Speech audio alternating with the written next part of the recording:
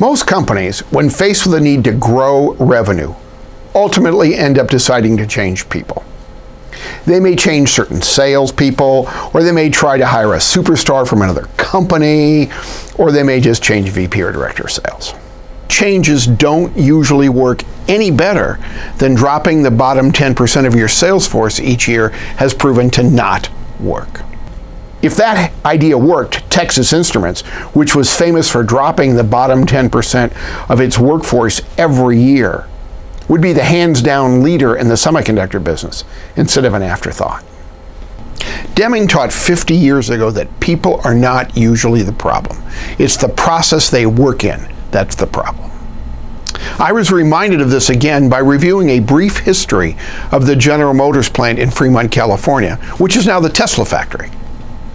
GM closed the plant in 1982 because it was one of the worst automobile manufacturing plants in the country.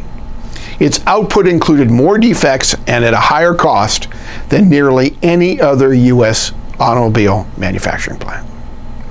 Absenteeism at the facility was about 20% per day, and drug and alcohol abuse was rampant.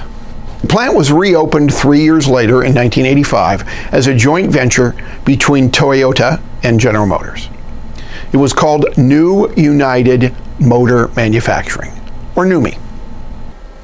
Toyota ran the plant. 85% of the first workforce were previous employees of the GM facility, and they were still UAW members. Toyota sent 400 trainers from Japan to train the workers prior to the plant reopening.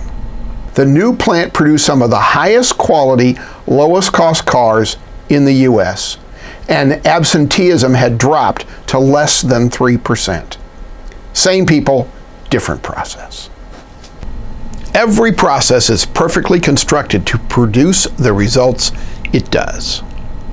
If you want different results, rather than keep changing people and hoping this time you'll get good ones, consider looking at the process in which you have them working.